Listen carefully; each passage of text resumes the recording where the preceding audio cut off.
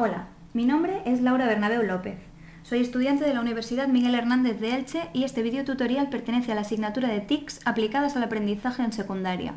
Tratará sobre parámetros estadísticos dirigido al nivel de tercero de ESO. Se explicarán los conceptos de media aritmética, moda, mediana, cuartiles, rango o recorrido, varianza y desviación típica, coeficiente de variación, interpretación conjunta de la media y la desviación típica y valores atípicos.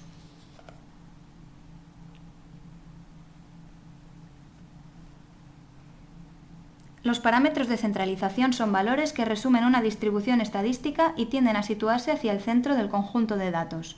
Los más importantes son la media aritmética, la moda y la mediana.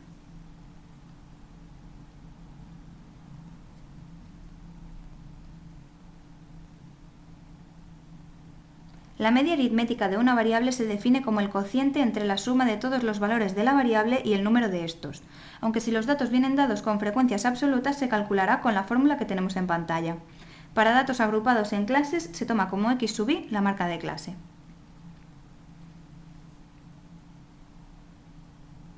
La moda es el valor más repetido, el más frecuente.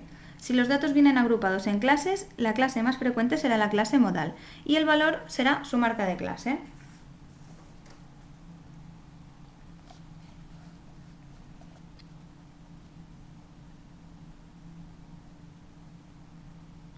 La mediana es el valor que deja el mismo número de elementos a su derecha que a su izquierda. Para calcularla ordenaremos los elementos de menor a mayor y el que esté en la posición central será la mediana.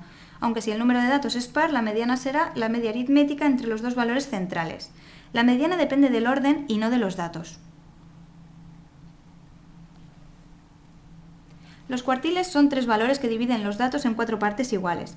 El primero deja una cuarta parte de los datos a su izquierda, el segundo la mitad, coincidiendo con la mediana, y el tercero deja tres cuartas partes. Veamos un ejemplo de cómo calcularlos.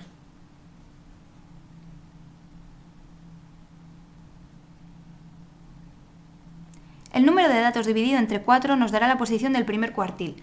Buscaremos ese valor en la columna de frecuencias acumuladas o el valor inmediatamente mayor en caso de que no aparezca. El valor x sub i asociado será el primer cuartil. Para el segundo se dividirá el número de datos entre 2 y para el tercero se multiplicará por 3 y dividirá entre 4. Los parámetros o medidas de dispersión miden la separación de los datos de una distribución respecto de su media. Los más importantes son el rango o recorrido, la varianza y la desviación típica.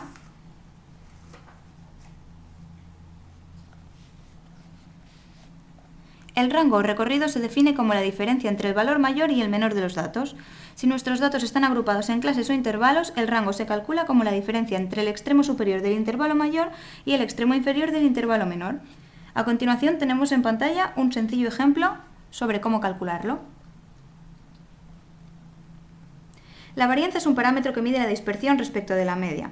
Se calcula con las fórmulas que aparecen en pantalla. Para ese cuadrado se elige una u otra dependiendo de la forma en que nos den los datos. La desviación típica es la raíz cuadrada positiva de la varianza. Es preferible la desviación frente a la varianza porque da el resultado en las mismas unidades que los datos. El coeficiente de variación de una variable es el cociente entre la desviación típica y la media aritmética.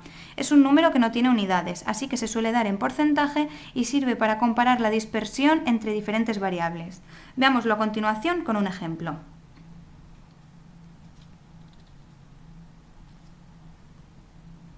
Imaginemos que a 30 individuos se les ha preguntado su edad y su altura.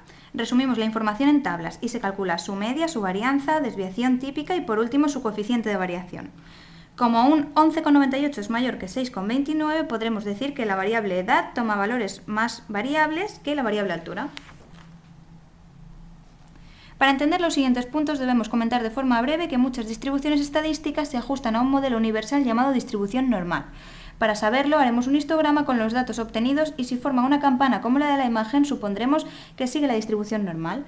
En cursos superiores veremos otra forma de verificar la hipótesis de normalidad.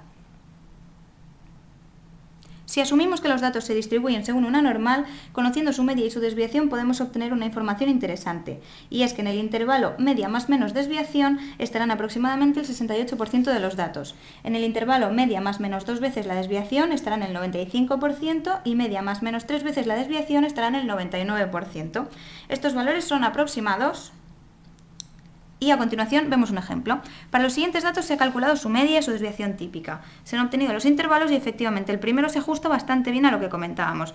El segundo y el tercero se puede considerar que también, aunque las variaciones se deben a que la variable no se distribuye al 100% como una normal. Los valores atípicos son aquellos que se encuentran muy alejados del resto de valores. Puede ser que se trate de un error o que no sea un error sino un caso raro. Si un valor queda por encima del resultado de calcular el tercer cuartil más 1,5 multiplicado por el rango intercuartílico se dice atípico por la derecha. Y si es menor que el primer cuartil menos 1,5 multiplicado por el rango intercuartílico será atípico por la izquierda. ¿Cómo se actúa con estos valores? Si nos encontramos con datos atípicos, tendremos que averiguar si se trata de errores o de casos excepcionales. Según sea, quizás se deberían eliminar esos valores y calcular la media, varianza, etc. de los valores que permanecen para poder obtener una información más fiable.